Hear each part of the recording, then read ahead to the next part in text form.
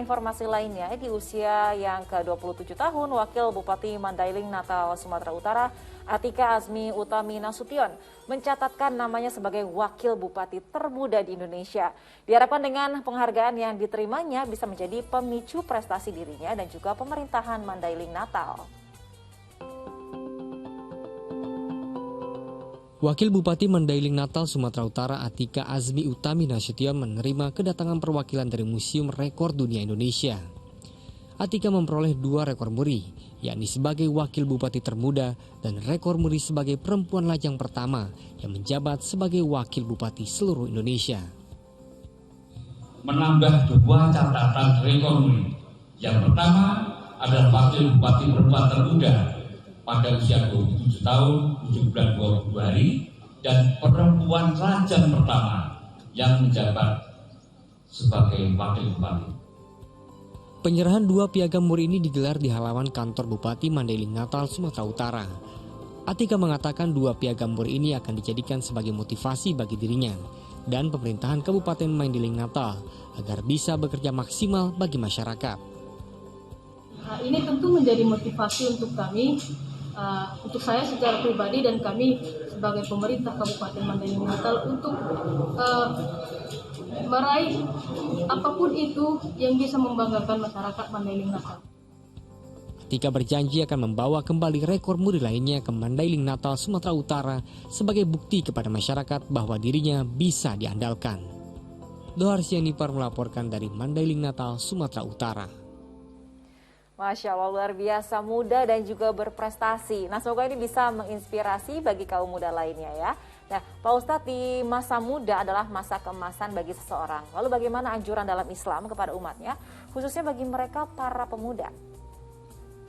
Kita layak memberikan apresiasi Mbak Wanda, luar biasa, muda, berprestasi, ya selalu mencari terobosan-terobosan baru, memberikan ya contoh-contoh kebaikan untuk seluruh pemuda yang ada di bangsa yang kita cintai ini. Betul bahwa Nabi SAW sangat membanggakan para pemuda. Sangat menginginkan pemuda-pemuda itu berprestasi dunianya, berprestasi pula akhiratnya. Iltanim khamsan qabla khamsin. Dikatakan, jagalah 5 sebelum datangnya yang 5. Ternyata di antara yang harus dimanfaatkan, dijaga untuk kebaikan adalah jagalah masa mudamu sebelum masa tuamu. Kita semuanya pasti akan mengalami masa tua.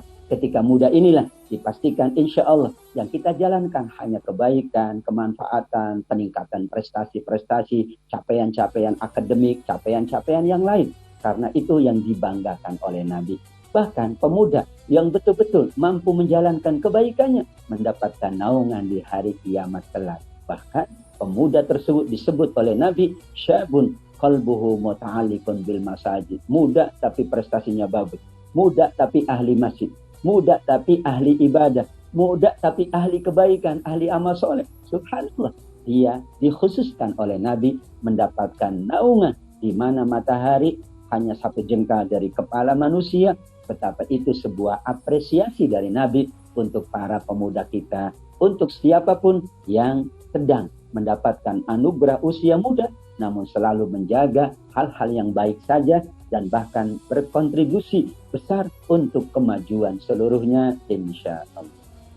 Masya Allah, luar biasa ya. Nah Pak Ustadz, kalau tadi kita bicara anjuran di masa muda, nah sekarang apa nih yang perlu diwaspadai di masa muda agar kita tidak terlena dan akhirnya justru malah nantinya terjerumus dalam hal yang tidak bermanfaat? Ya betul Mbak Wanda, masa muda ini tidak lama ternyata waktunya ya. Kalau dibatasi oleh kalangan para psikolog ya antara usia kira-kira 15 sampai 40. Jadi tidak lama lah, mungkin 20 tahun. Sehingga betul diwanti-wanti. Jangan sampai kemudian masa yang sangat mulia itu, masa yang emas, masa yang diperhatikan oleh Nabi berlalu begitu saja. Ketika usia lanjut, usia tua, barulah ada penyesalan-penyesalan. Yang pertama, bagi seluruhnya, wahai para pemuda dan remaja, sesungguhnya ini potensinya adalah potensi kebaikan atau potensi keburukan. Cenderung nafsunya masih besar, gejolaknya masih tinggi, amarahnya masih labil, sehingga memungkinkan anak-anak muda melakukan perbuatan tanpa dipikirkan 1000 kali. Maka inilah yang harus diwaspadai. setan juga ternyata lebih suka untuk menggoda anak-anak muda karena mereka tahu bahwa mudah sekali disulut emosinya, mudah sekali terbawa kepada arus ya pergaulan yang tidak baik dan sejenisnya, sehingga kewaspadaan, sehingga berhati-hati, sehingga selalu meminta nasihat kepada orang-orang yang sudah berpengalaman, minta bimbingan kepada orang tua. Hikmatus syuyuh kata para ulama. Sungguh anak muda adalah berprestasi dengan usianya, dengan kemudahan-kemudahannya, dan dengan kesehatan serta kekuatannya. Tapi ada di belakang orang-orang tua yang hakim, yang bijaksana, yang wise, yang itu selalu mendorong kebaikan kepada para pemuda. Sehingga di sini para pemuda insya Allah selalu berusaha menghindarkan dari jebakan-jebakan maksiat, jebakan-jebakan dosa, pergaulan yang cenderung liar. Ingatlah, masa depan kalian adalah masa depan yang masih panjang, dan di tangan kalian, kata Nabi, adalah prestasi-prestasi umat, prestasi keluarga, bahkan insya Allah di tangan pemuda inilah sesungguhnya Allah memberikan kebaikan-kebaikan kepada kita semuanya. Amin ya Rabbal Alamin. Amin ya Robbal Alamin. Alhamdulillah, terima kasih banyak Pak Ustadz Atabik atas waktu dan tausiah yang sudah diberikan kepada pemirsa Ajwa TV. Sehat selalu Pak Ustadz, sampai ketemu lagi. Wassalamualaikum warahmatullahi wabarakatuh. Waalaikumsalam warahmatullahi wabarakatuh. Terima kasih Mbak Wanda.